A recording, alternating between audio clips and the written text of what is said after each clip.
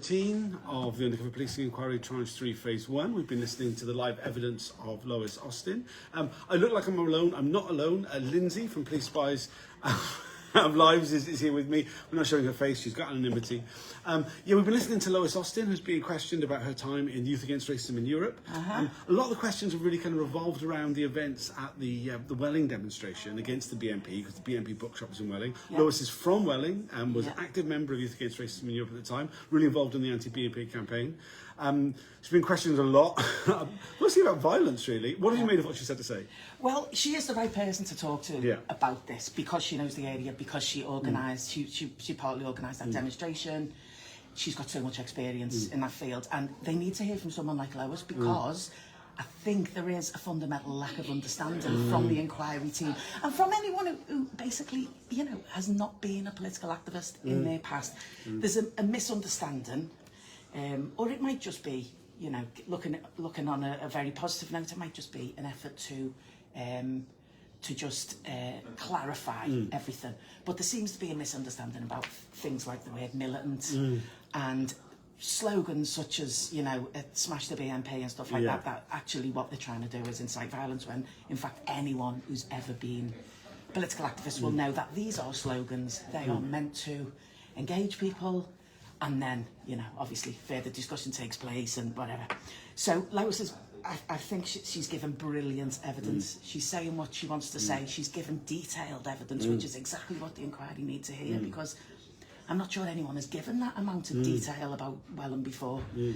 And yeah, I've got nothing but respect for her, because I knew she'd be brilliant, but she really, really is on the day. So yeah, she's doing a particularly good job of answering the questions very fully and making the points she wants to make, and not allowing herself to be derailed or interrupted. I think Sarah Hemingway's actually doing quite a bad job, quite frankly, and she keeps trying to interrupt, and Lois is having none of it. Definitely, as it should be. She's the witness. Absolutely. But, it seems to me it really harks back. I wasn't here for Lewis yesterday, so I haven't heard any of that, which sounds like it was similar questioning. But to me, it kind of really reminds me of Tranche 1 questioning. Yes. Where it was the exploring the whole, well, you must have been asking for for it. You were violent, weren't you? Option, exactly. Yeah, you were violent. I mean, some of the the things about militant. I mean, literally, one of the reasons I think Sarah Hemingway is doing such a bad job is that because Lois is giving very fulsome answers, she's almost anticipating the next question and answering that fully, but then Sarah Hemingway is still asking that question, which leads to Lois really kind of repeating herself.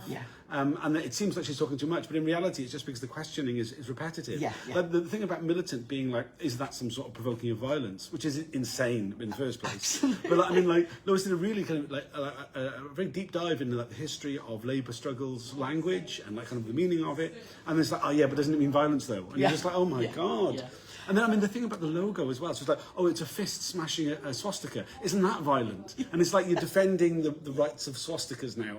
Is this where we've got to? It is bizarre. It is totally bizarre. And it does betray a real lack of understanding. And I don't know anything about this council. She's obviously experienced, otherwise she wouldn't have been hired by the UCPI. But she's very new to the UCPI, and the issues around are core participants, no offence to her personally. She's clearly having a very bad day at her job. That's just a fact. As someone who watches a lot of council doing questioning, she's doing it badly. But to be honest, I felt like that about David Barr in Tranche 1, and now I think he is marvellous. I've got nothing but wonderful things to say about Mr. Barr now. So, you've seen that direction of travel for him, and where he is now. And it's more difficult, I guess, for council who are just coming into this process and, reading things that are written by police officers who were supposed to be authorities on the, and actually taking it at face value rather than realising what job creationists and, sort of natural liars these people were. Yeah, absolutely. So, yeah. We've only got a short break and we're about to go back in. There's... all the questioning so far really is centred around Welling and that anti-BNP campaign, because obviously their bookshop was there and everything. And hopefully we'll go to other topics. Is there anything particularly you're looking forward to hearing Lois being questioned about? No, just everything that she says. I'm just really, I was anyway anticipating it, but hearing it, I'm just like, I'm sold. Fair play. We should go back in. It's better restart.